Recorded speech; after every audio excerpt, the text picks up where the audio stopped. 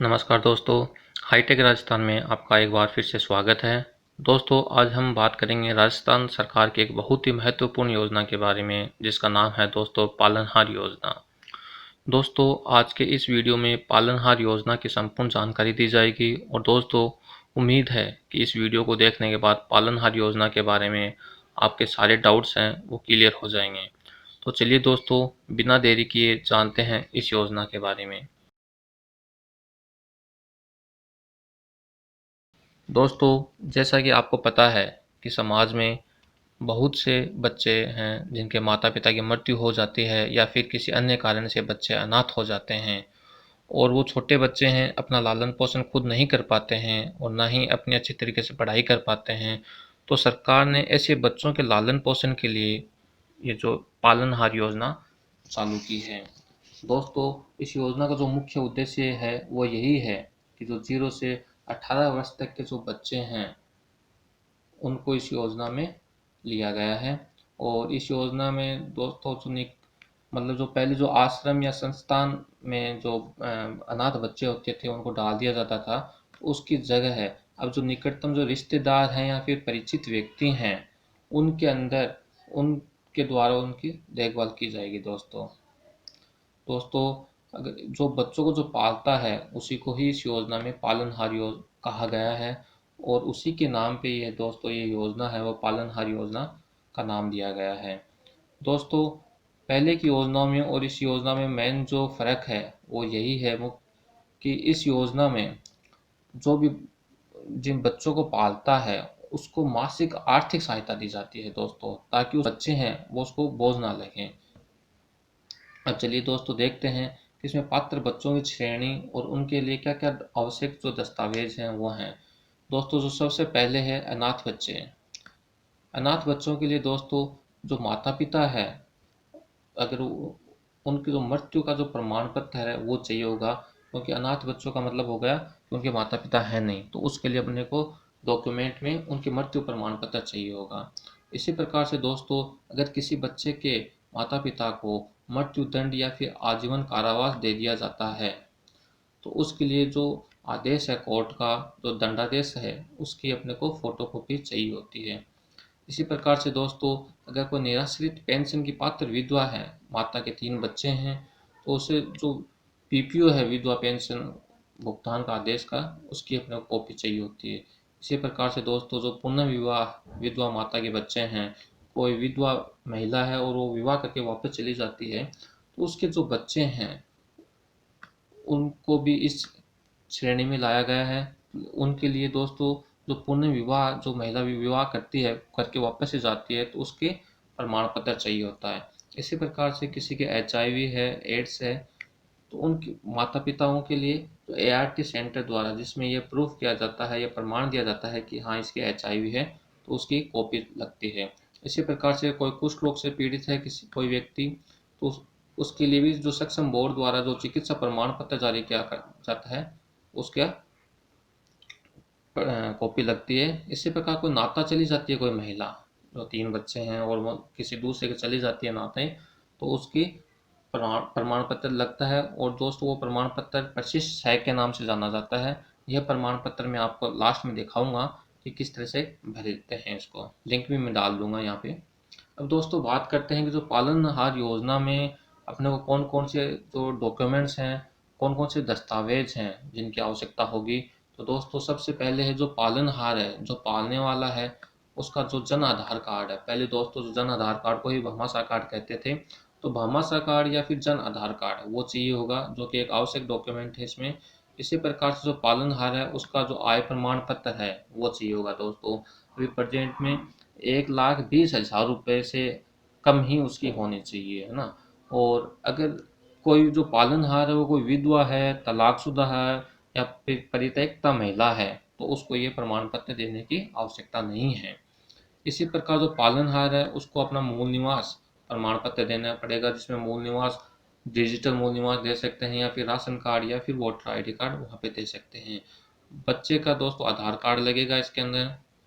इसी प्रकार जो बच्चे का आंगनवाड़ी केंद्र पर पंजीकरण या विद्यालय में अध्ययनरत होने का प्रमाण पत्र, मतलब किसी विद्यालय में या फिर आंगनवाड़ी केंद्र में वो बच्चा पढ़ रहा है इसका प्रूफ लगेगा। तो इसका जो फॉर्मेट इन्होंने दिया है वो है दोस्तों परसिस्ट बी।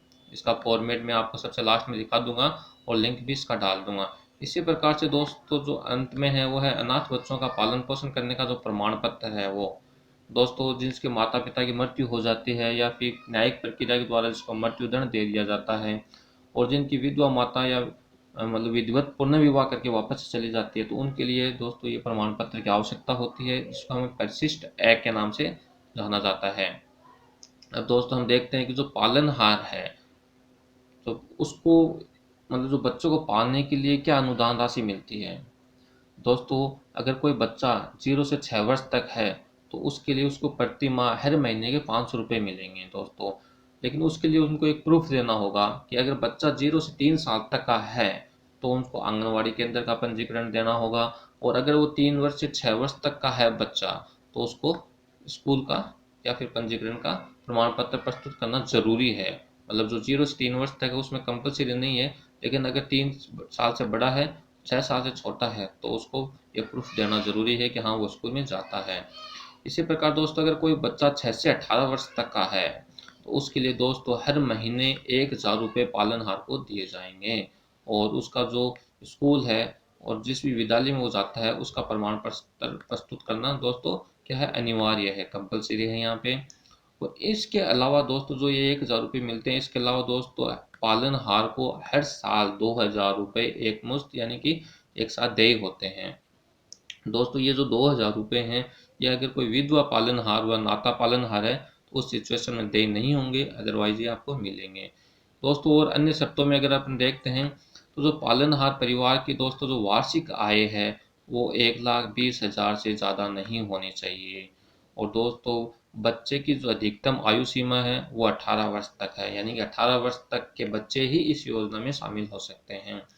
और दोस्तों जो पालनहार एवं बच्चे हैं वो जब भी आवेदन कर रहे हैं तो वो 3 वर्ष यानी कम से कम 3 साल के राजस्थान के निवासी होने ही होने चाहिए। मतलब क्योंकि ये योजना दोस्तों जैसे पता है आपको कि राजस्थान सरकार की है तो इसलिए वो राजस्थान के निवासी होने चाहिए।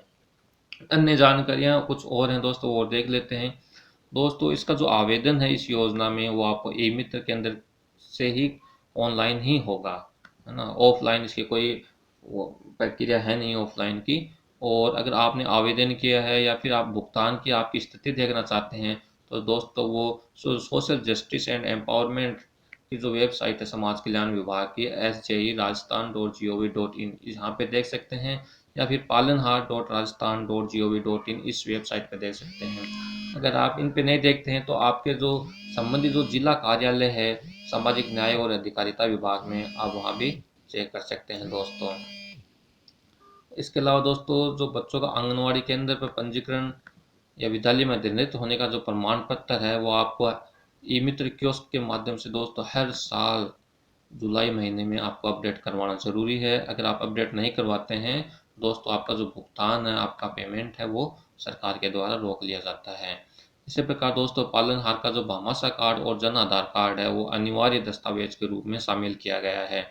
यानी कि पालनहार अगर अपना नाम में या कोई भी चेंजेस करवाता है तो उसको जन आधार कार्ड है दोस्तों उसमें चेंजेस करवाने होंगे तो इसमें अपने आप चेंज हो जाएंगे।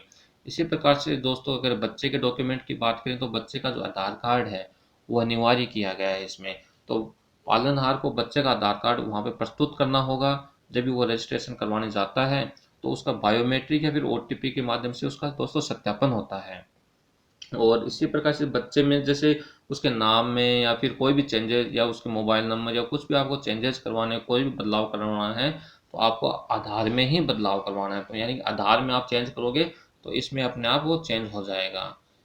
अब देख लेते हैं दोस्तों जो परिशिष्ट हैं जो प्रमाण पत्र हैं जो लगाने थे उनकी देख लेते हैं। ये है दोस्तों परिशिष्ट ए, जो पालनहार द्वारा अनाथ बच्चों के पालन पोषण करने का प्रमाण पत्र है दोस्तों। ये दोस्तों जो भी आपके सरपंच है ग्राम पंचायत है उसके द्वारा यहाँ पे हस्ताक्षर किए जाते हैं और ये भरा जाता है। इसी प्रकार से दोस्तों परिशिष्ट बी है जो विद्यालय में बच्चा पढ़ रहा है या नहीं इसका प्रमाण पत्र है जो स्कूल के द्वारा भरा जाता है।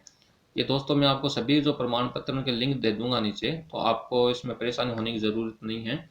इसी प्रकार दोस्तों यह परिशिष्ट है, यानी कि कोई जो महिला नाता जाती है तो ये जो नगरीय क्षेत्र का है शहरी क्षेत्र का है। इसी प्रकार दोस्त है लास्ट में परिशिष्ट जो ग्रामीण क्षेत्र की महिलाओं के लिए है, जो नाप तक जाती हैं उनके लिए है दोस्तों। तो दोस्तों आज के इस वीडियो में इतना ही। उम्मीद है कि आज का वीडियो आपको बहुत पसंद आया होगा। धन्यवाद।